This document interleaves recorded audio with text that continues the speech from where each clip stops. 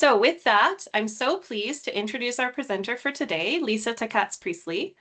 Lisa's been involved in wildlife research and monitoring for over 30 years. Her master's thesis was on the ecology of barred owls in the foothills of Alberta through the Renewable Resources Department. Lisa was the executive director of Beaver Hill Bird Observatory for over 10 years, and her work includes leading development of the guidelines for nocturnal owl monitoring in North America and initiating the Alberta Nocturnal Owl Survey. Lisa and her husband incorporated STRIX Ecological Consulting in 2005, where her work includes long-term forest and wetland bird and owl monitoring programs, species at risk projects, and developing migratory bird risk management tools for the forest industry in Alberta, British Columbia, and Saskatchewan. I'm so excited for her talk today, so I'm going to stop taking up your guys' time and I'll pass it over to you, Lisa. Thanks very much. I'll just share my screen.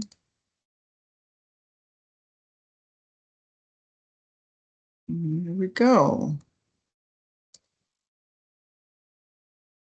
All right, well, thank you everybody for taking some time out of your busy schedules and lives to come and see us talk about owls, one of our favorite things. I'll just go right into the presentation. So our work really involves West Fraser, but the Barred Owl Project actually is a collaborative project with Weyerhaeuser, so that's why I've included them in here. But the rest of the project descriptions will be mostly West Fraser oriented. I also like to sort of thank some folks that kind of got me interested in owl work. I've been involved with owl work for a very long time. It's a pretty specialized field. There's not a lot of folks that do it. And I just wanted to recognize that these folks really got me started in my interest with owls and management of owls in Alberta. So a bit about the history about owl work in Alberta. So my thesis was in the foothills, and when I was doing my thesis, I was looking for barred owls, but I was also tasked with doing a survey for all owls. And when I went to investigate how to do owl surveys, I found that a lot of people did owl surveys, but it wasn't standardized. And so I did some testing during my thesis, and then I worked with other collaborators right across Canada to develop some standardized techniques so that when everybody's doing owl surveys in different places, the data can be standardized, because really then you want to be able to compare what you're finding one region with another region. And so that led to the publication of these guidelines. And now there's a volunteer program full-time with Birds Canada that's run right across Canada. So really, there's a couple of components for the standard protocol. One is a standard 2-minute silent listening period. So when you're going out to survey owls, you're surveying at night, you go out, you start your survey, and you listen quietly for 2 minutes. And then that's standardized across all the surveys in Canada. And it's now, the government also in the province has put this in their recommended guidelines so that, again, anybody who's doing owl surveys can compare their data to other places.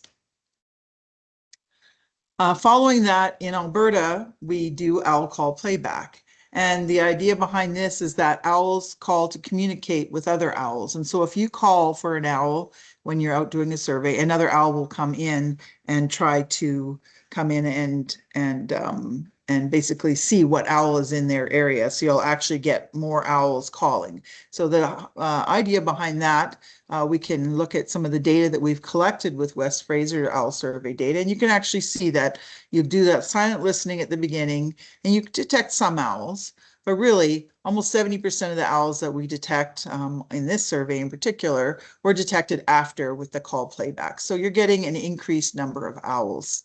Add to that the fact that some owls are more likely to be calling spontaneously during the night, and other species, these two in particular, barred owl and great gray owl, they tend not to call right away. They tend to want to call when an owl's in their territory, so you won't actually detect them. And these two species are actually sensitive species in Alberta, so we want to make sure that we are detecting them.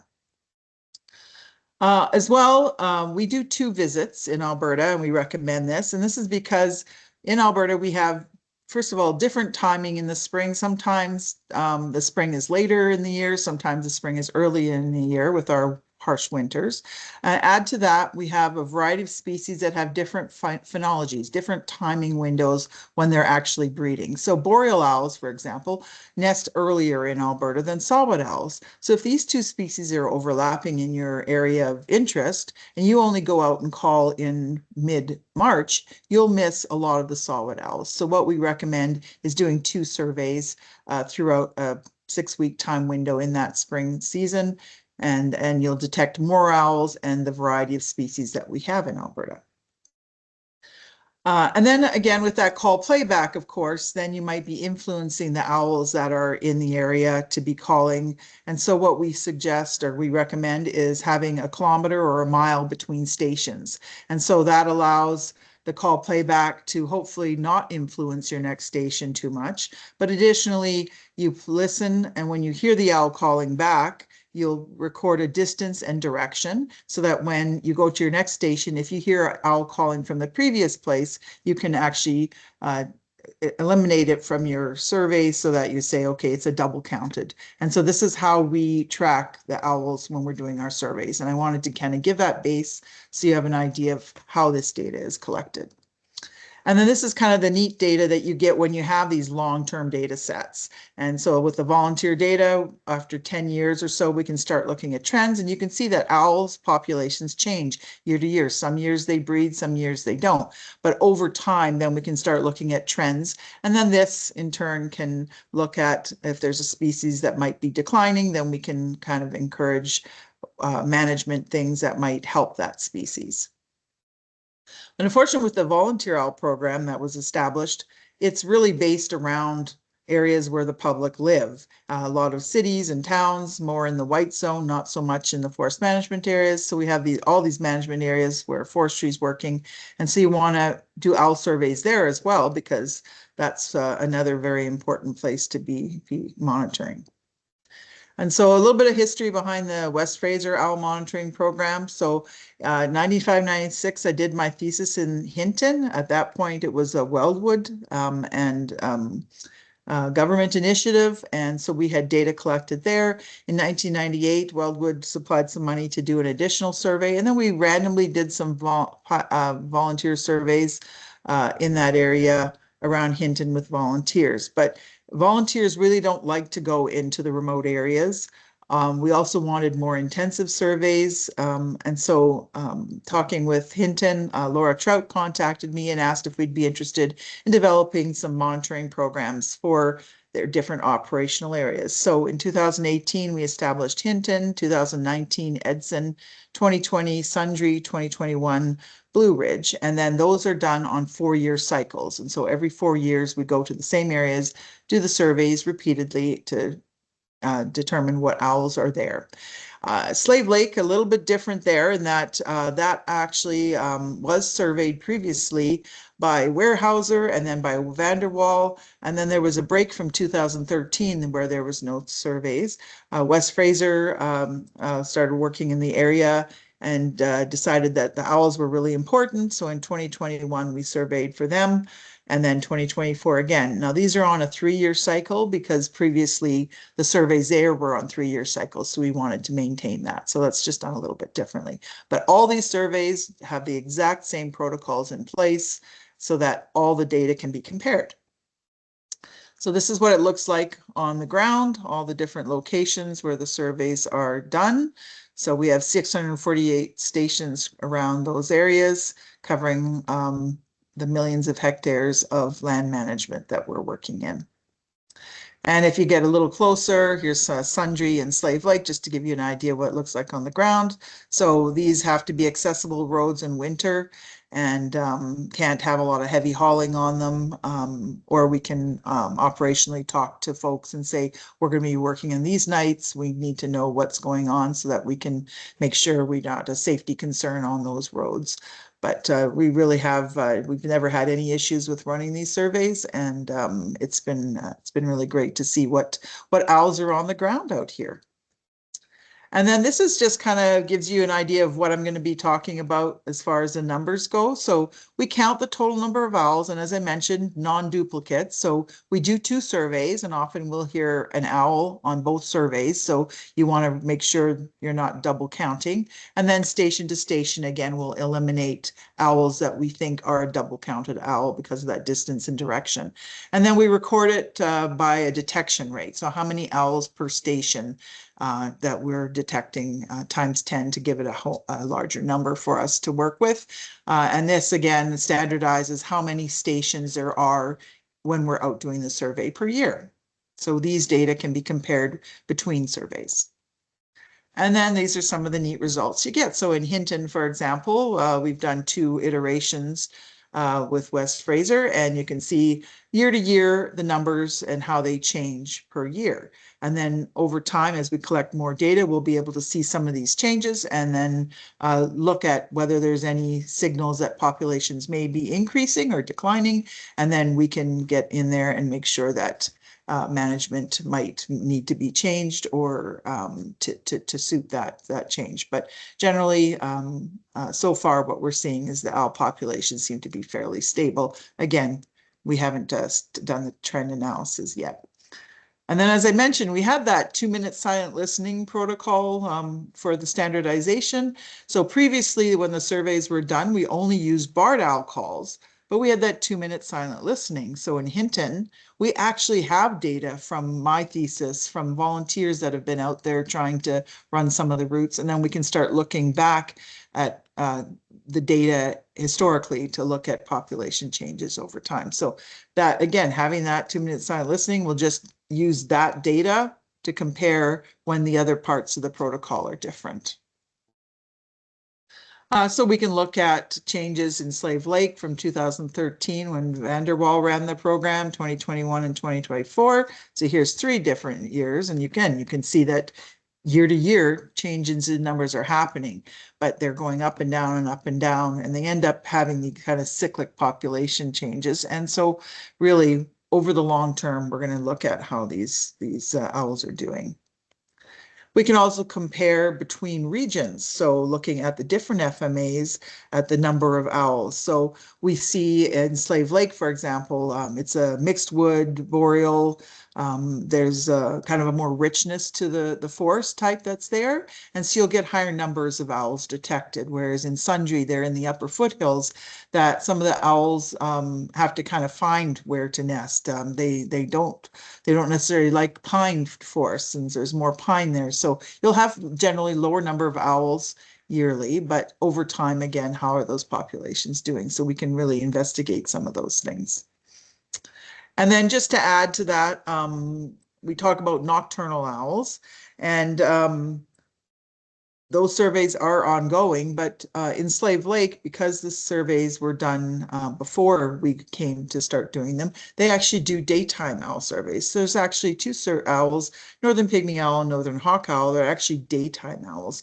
And so those species are also pretty important in the landscape. So we started doing some daytime surveys for those, and we're piloting those in the other FMAs as well. So we'll have daytime surveys and nighttime surveys to cover all species that could potentially be present. And then further to that, we can actually compare data to the volunteer program to see how populations are doing. But also interestingly, when you look at the data, you can see that some species are more well monitored in the forest management areas compared to areas that are maybe more open, more fragmented, like great horned owls and long-eared owls tend to have more fragmented landscapes that they're in, whereas species like boreal, barred, and great gray owls not well monitored by the volunteer program as much, and well monitored by the forest industry. So these things all work together in us understanding how owls are doing. And then beyond that, we can actually use the owl data or send the owl data to other things. So that can be used for provincial status assessments for owls. It can be looking at investigating route-specific changes in the owls or habitat associations. So we want to make sure we understand what owls need out there. So if they start declining or if they're increasing, we can maybe understand how the habitat has changed where they are. Phenology information for management, knowing when owls are actually breeding, really important. So if they're doing harvesting, maybe you want to go in and do some surveys before you harvest a block. If you know it's a, okay, you know it's a rich stand for owls, a good chance there's owls nesting in here. Maybe we'll go in and play some calls. Oh, there's an owl nesting there. Let's keep that till the end of their finished nesting, and then we can go in and harvest after. So those things can be really interesting. And then I guess stepping to the next point is we're going to be talking about barred owl management. So a lot of the data we have can be used in looking at provincial barred owl management. So just acknowledging some folks that kind of got us going in the owl monitoring world, and the volunteer program, as well as the management of setting up these programs for the forest industry. And we do work with Lesser Slave Lake Bird Observatory. They do the owl surveys in Slave Lake for us. So barred owls. So why barred owls? So originally when we were tasked with working with this species, we talked with the provincial folks, and their concerns were their breeding territories are associated with older mixedwood forest, which is a little bit more limiting on the land bases. They're obligate cavity nesters, so they really require large diameter trees with a large cavity for nesting. So those have to be there, and those can be limiting on the land base.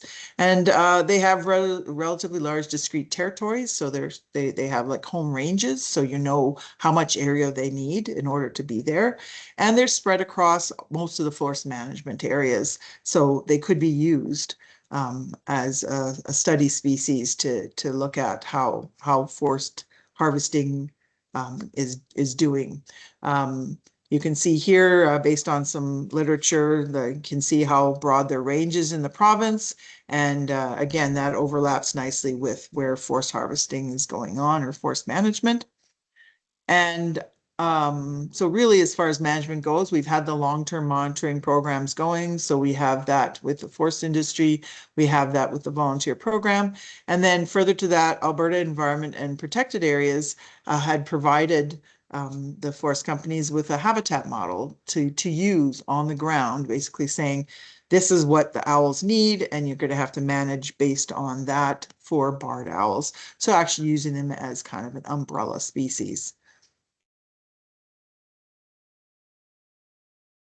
So various habitat models have been developed in the past in Alberta. So again, this is looking at what are the key components of a forest that are important for barred owls to be there. So I did my thesis in the foothills in '98.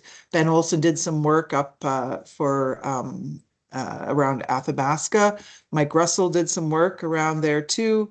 Jason Fisher did some out in the Fort McMurray area. And then Mike Russell working with the government was able to secure some work to sort of test some of the work that he had collected in Athabasca to be operational on the Grand Prairie area. So again, these models are kind of spread all over the place. And the idea behind a model is you develop the model, but then you need to collect data to test the model to make sure it's accurate. So what we have done, working with Wes Fraser, Laura Trout, and Emily Sicon, is we're looking at testing this. And so our areas that we're covering are around here. So it covers a lot of the places that have models already. And we're just going to be testing that model to make sure it is what it's saying is happening on the ground. So for a model, what we do is we need to collect as much information as we can about where the barred owls are, what habitats they're using, what forest types they're using on the ground.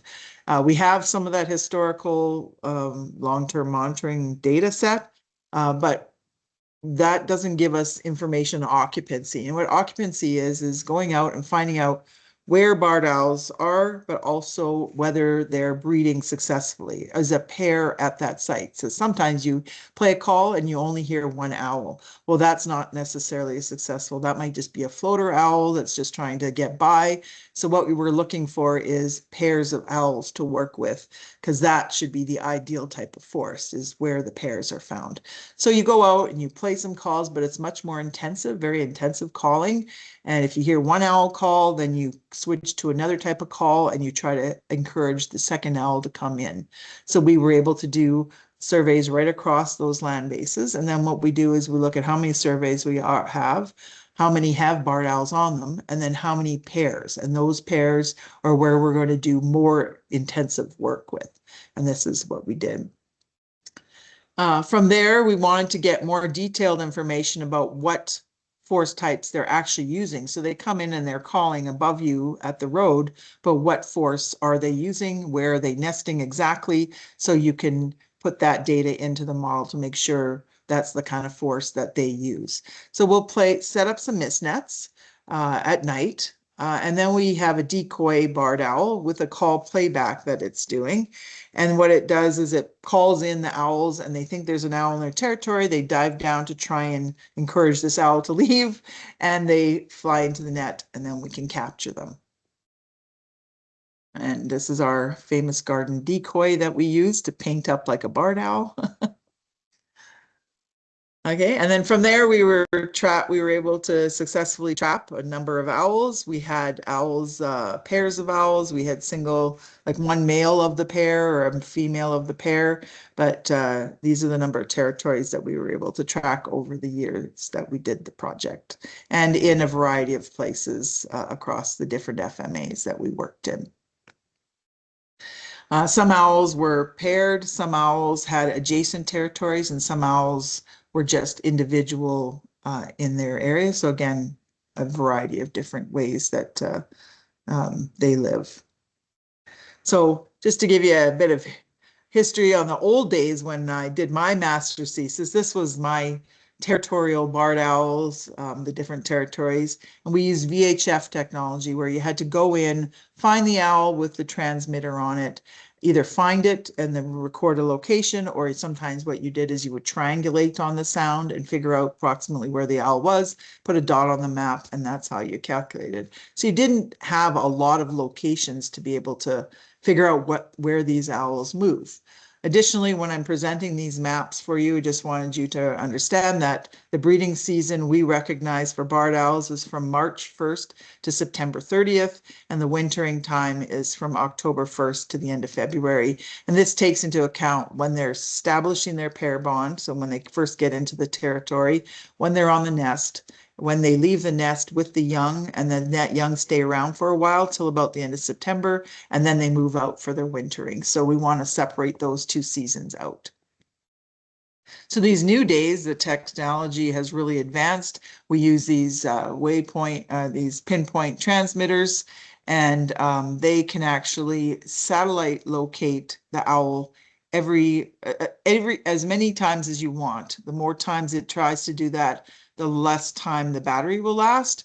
We decided on 13 hours, so this gives us every time of the day throughout the time it's used. And so you get day and night locations, and the transmitter would last around 15 to 16 months, so we could get 2 breeding seasons. When the satellite data gets stored, you go out once a month, download the data remotely, and we can just download it onto a device, and then that can be downloaded into your mapping program to find out where the owls are. So here we are. This is the unit that we use. Sometimes we could get the location right from the road. Sometimes we had to hike in a little ways. You have to be about 300 meters from the owl. But if it wasn't too close, usually they move around on their territory, so you can go the next day to get a little closer, so you're not spending a lot of time trying to find the owls. So we were able to have 38 transmitters on owls. Of that, 5 transmitters, we had no data detected. We let them go and they just disappeared. Now, whether the owls left the area or whether the transmitters failed, we don't know that. One thing we do know is that owls are sitting, most of the ones that failed, the owls were sitting on the nest. So the female sitting on a nest board, she might have chewed the antenna off. And in fact, sometimes we went back and owls were still calling. So potentially that owl was still there wearing its transmitter. Some owls, we had less than 50 days of data on. We know 2 actually were able to chew the transmitter off in the first year when we were attaching them. We were given an attachment that works elsewhere, but it doesn't work in Alberta because these owls are, I guess, a little tougher and they chewed the transmitters off. So we had to just go and find that transmitters and then put them on new owls. But we have the rest of the owls, 10,000 over 10,000 days of transmitter data, 17,000 locations, and all times of day and night. So a huge data set to work with. And this is what it looks like on the ground.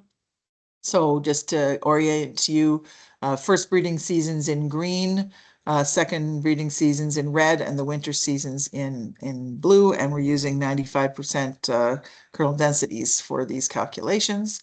And so just to give you an idea of how much area they actually use. So this is in Hinton, wild hay, male. From there, we can actually look at, what's the smallest breeding territory, what's the largest breeding territory, quite a range, and also comparing areas that we worked in. I mentioned earlier that, some of the birds were from Slave Lake have very small territories. It's a very rich site, a lot more habitat for them to work in. Whereas Hinton, a little less of the habitat that the barred owls need in there. So they have much larger territories, enough to be able to survive on the land base. So that we can start comparing those and use those when we're doing our modeling. And the winter, some of the ranges were crazy, 2,500 hectares this one owl had, just massive areas that they're using sometimes. Quite interesting. Some other interesting things, because you have some more detailed information about these owls, we find that not only are they just spending the time in the winter in their area, but they'll actually do these forays where they leave that territory for a day or two and then come back for a day, back into the territory. And then another time they'll go back again. So these little foray areas we think are possibly just to go get some extra food outside, because these are all done really just in the winter time. Another one here in Slave Lake went out almost 6 kilometers out and then back after a few days.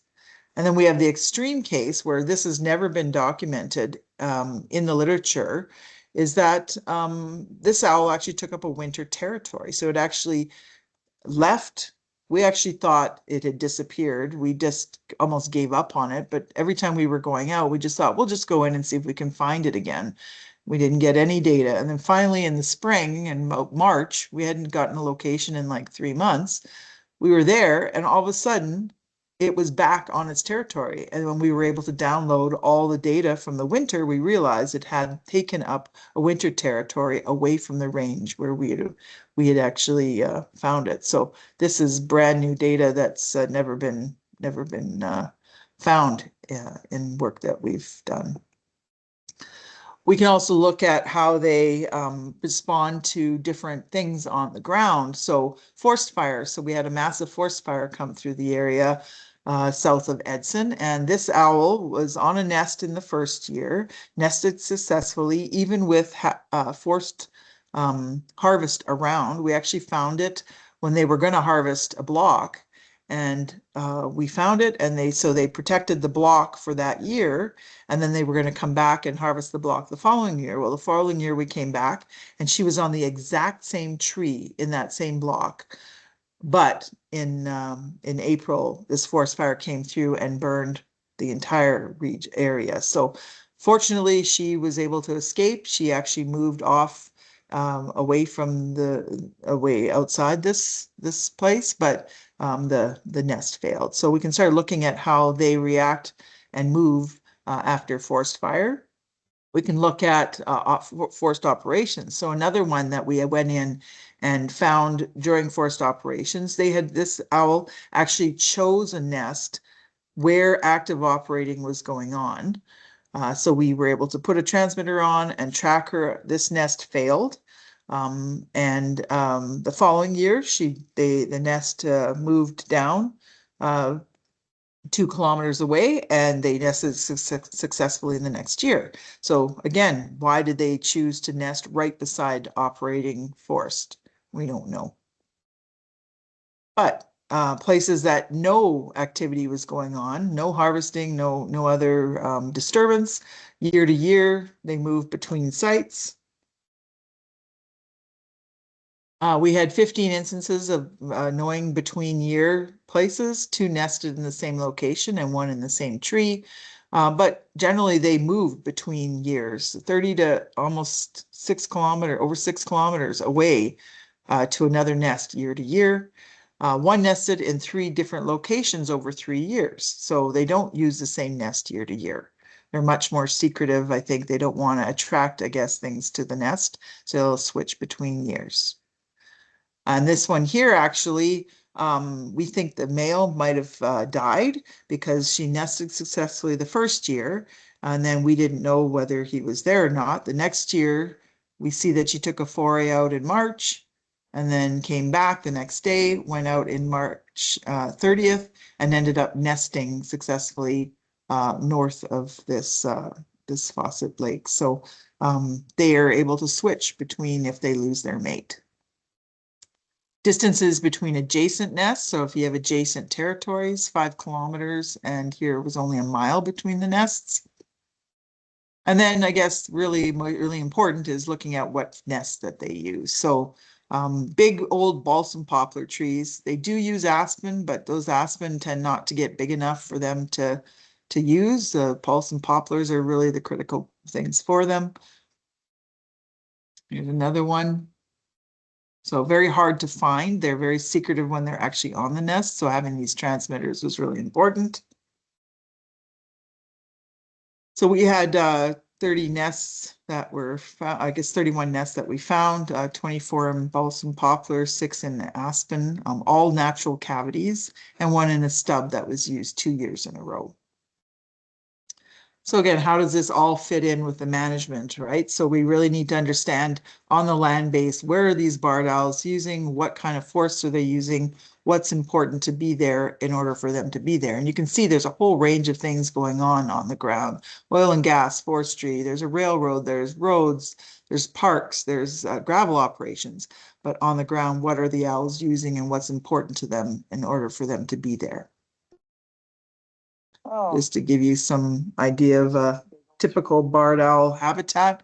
And really, once you come across it and you work with these guys, you know what they need, just even looking at it. But operationally on the ground, we want to make sure that data goes into the land management, forest management side of things, into their GIS. So operationally on the ground, they can say, okay, well, we need this much area of this kind of forest over time to be able to be managed for. And we're not completed testing the model yet. We've got, actually this morning, I met with somebody who's going to be taking the data we've collected and testing the model that is existing to make sure it's exactly what we need on the ground for barred owls so that they can be managed for. And future work, we're looking at more of that key components of, you know, where are they, these heat mapping idea, like owls are using this kind of area more than other parts. So we want to look at that and look more at the management side of things, have more dedicated, okay, we found a barred owl nest, there's harvesting going on. How do they react to that harvesting? So we're looking at that. Thanks some of the folks that have been out there. Really important to have people on the ground, particularly people that are